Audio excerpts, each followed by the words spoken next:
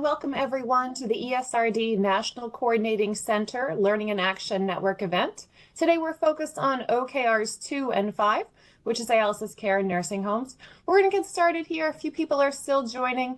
This ends up being a smaller call, but we're going to get started. So just a few meeting logistics here. The call is being recorded. The NCC will be posting it to our YouTube site for future viewing. Everybody is muted on this call. We do use the chat feature for the Learning and Action Networks. And so we will be using that and testing that out. And then the meeting materials will also be posted to the ESRD NCC site. So a refresher, if you haven't joined a LAN before or you haven't joined one lately, for Learning and Action Networks, we do use chat to share approaches, experience, ask questions of our presenters today. Also, while you're listening to these, please identify how you might be able to use this at your facility. And think about if there's one idea from today's presentation that would be appropriate to start or share. And then also, again, share these perhaps with other colleagues, either in your network or your facility, to share best practices. So we're going to start. We're going to use the chat feature here. And so if you can, pop in chat and toggle it to everybody and answer the question, have you previously used best practices from the change packages to improve clinical outcomes?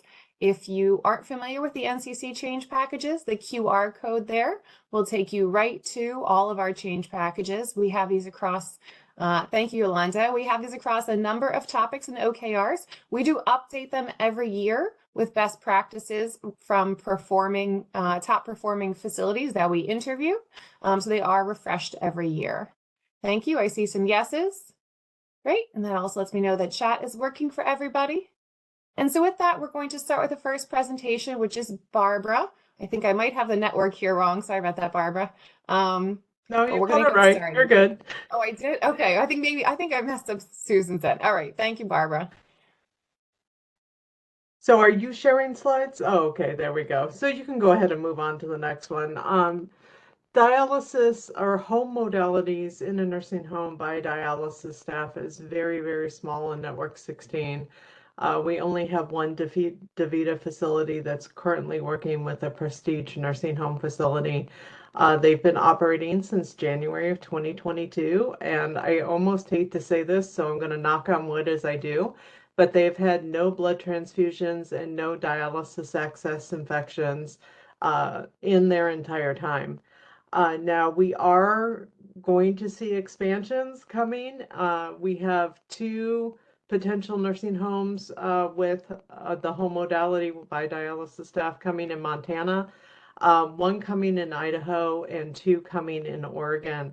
The two in Oregon are being built, so they're going to be a little bit longer out, and it's going to continue to be a partnership between DaVita and Prestige. The interesting thing is the one in Idaho is actually a company coming in that does not have a presence in Network 16, Bridge Dialysis, that spoke on, I believe, a technical expert panel call not too long ago. And we are coordinating with all of our state surveyors into helping them get into the area. We have had to do some confirmation and some, well, we just called to meet them, right, and talk and introduce ourselves. We've also had some interesting conversations in Washington. Washington has not approved any of these facilities because they have not submitted a plan that actually operates as a home dialysis plan. Washington State's interpretation is that this is really doing in-center dialysis in a nursing home, and they should be certified as such. And that's about all I have today. This process is very, very small for us. We do a class with the nursing homes as they come online about caring for dialysis patients outside of dialysis, and very strongly push mutual care planning. Excellent. Thank you, Barbara. Thank you for sharing that. Any questions for Barbara? You can pop those in chat. All right, we're going to move forward then with Susan Cooper. Susan, you there? I just unmuted myself. Yes, I am here. Thank you, Sarah, and thank you to everyone who's joining this call today. I'm Susan Cooper, Nursing Home QIA Lead for Network 17 and 18. And today I'd like to share with you the importance of obtaining medical records to improve dialysis care in nursing homes. Next slide. So to give some context to why we need to be reviewing medical records for our patients that have been hospitalized or have received a blood transfusion, received care for a catheter infection, or for a peritonitis, it's important to know what the goals are. CMS and ESRD network goals for Network 2023 through April 2024 are a 6% decrease in catheter infection rates for patients receiving home dialysis in a nursing home, a 3% decrease in peritonitis cases, and a 5% decrease in the rate of patients who receive dialysis at a nursing home and receive a blood transfusion. Right now, in Network 17, we have one nursing home dialysis facility, and in Network 18, we have 2 nursing home dialysis facilities, and both facilities are participating and engaged in the QIAs, and some of what I'm presenting today comes directly from my interactions and communications with all of the networks that I work in, including 17 and 18. Next slide.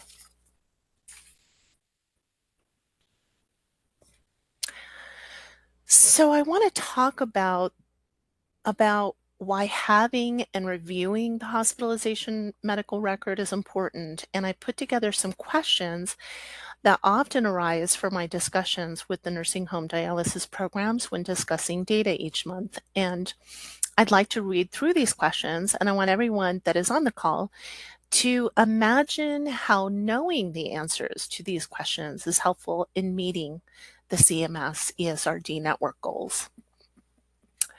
First question is, when your patient was hospitalized, were they seen by a specialist to address their GI bleed? Next question is, when your patient was hospitalized, did they identify the organism that caused the infection, and did they exchange the catheter? Excuse me.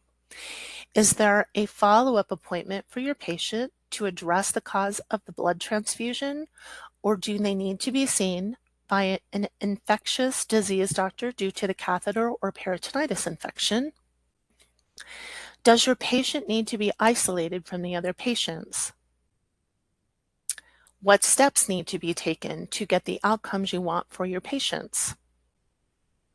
And lastly, are we doing everything we can to prevent further blood transfusions, catheter infections, hospitalizations, readmissions, and reducing mortality rates?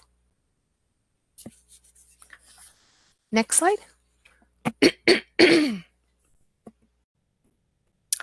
So I'd like to talk a bit about the barriers that have been identified and then share some of the interventions that can address these barriers. Most of the dialysis nursing home programs rely on the nursing homes to provide records for their patients. And some of the barriers are records received from the nursing homes are not always from the hospital. Records that nursing homes provide do not always explain the blood transfusion, the catheter infection, or the peritonitis case. The nursing homes do not always obtain records for discharged patients, even if a patient is transferred to another facility, transferred to home, or the patient has passed away. We still need to understand why they received a blood transfusion. We need to know what care they've received in the hospital, what the cause of death was. There's just so many reasons why we still need to review the hospitalization record. Other barriers are records often do not include tests, consultation notes, or discharge summaries. And if a patient has been hospitalized, we need to review the consultation notes and tests to determine if the cause for hospitalization is being addressed. And some dialysis nursing home programs lack direct access to EMR. Having direct access instead of having to go through your nursing homes or having to call for records is very valuable and encouraged. Next slide. So there's some more barriers that were identified in our discussions, and one barrier that does come up often is poor communication between the nursing homes and the dialysis facilities. Nursing homes don't always understand the need for the dialysis facilities to have and need hospitalization records. There is often a need for more cooperation and team focus between the nursing homes and the dialysis facilities. There are staff changes and shortages, and some dialysis facilities manage patients in multiple nursing homes who are sent to many different hospitals. So these are some of the barriers that have come up in the conversations with the different facilities. Next slide. And as we were identifying the barriers, we are finding interventions to improve the processes for obtaining hospital medical records. And some of these interventions I'd like to talk about.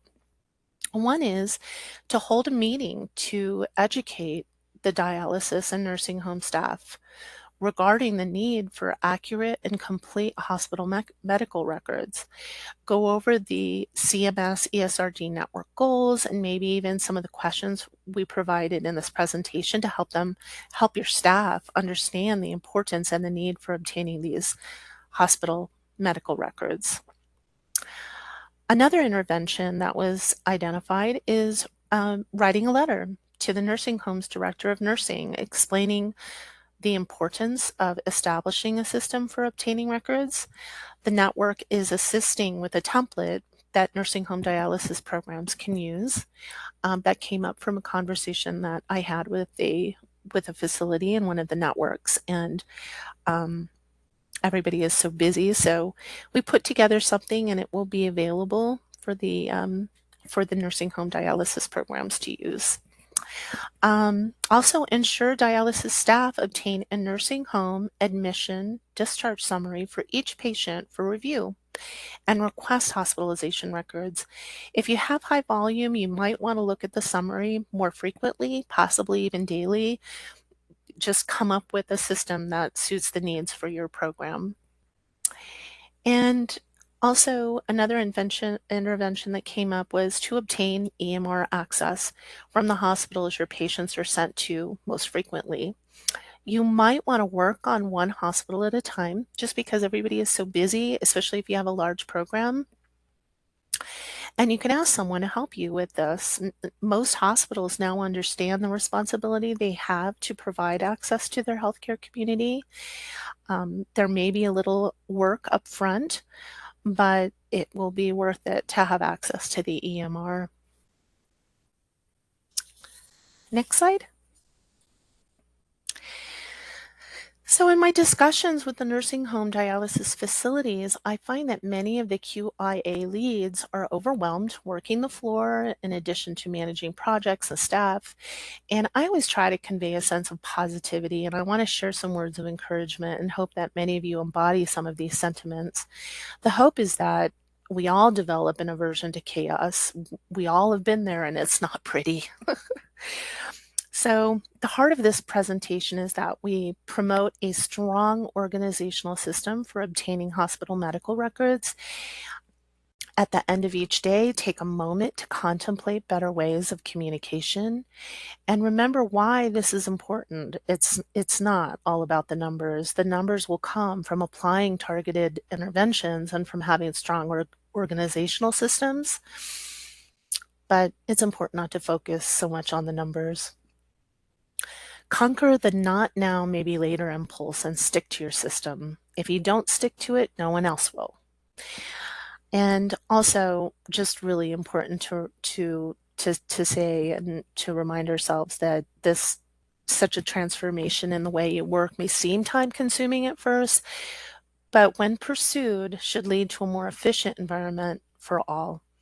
And lastly, of course, please reach out to the network when you need support. That's what we're here for. We're here to help you.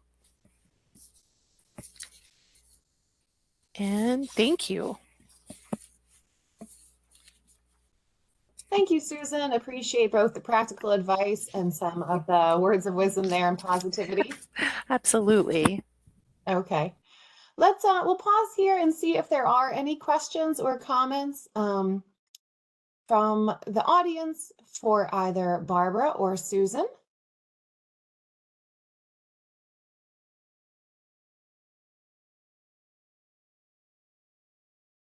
Okay, not seeing any comments in chat.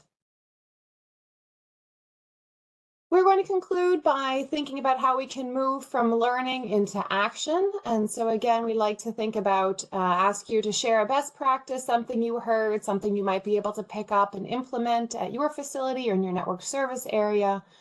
Please do, include the NCC change packages. Again, the QR code is there if you haven't seen those before. And we update all of those. We're in the process of updating those now. And you will be directed to a post-event survey. So that is it for today for this OKR 215 Dialysis Care in Nursing Home Learning and Action Network event. We appreciate your time today. Please do find and follow us on social media, and we will distribute the deck to the networks to distribute in their network service areas, and we'll post the recording on our YouTube channel in a couple of business days. So thank you so much for today. Happy 2024. Have a great day. Take care. Bye.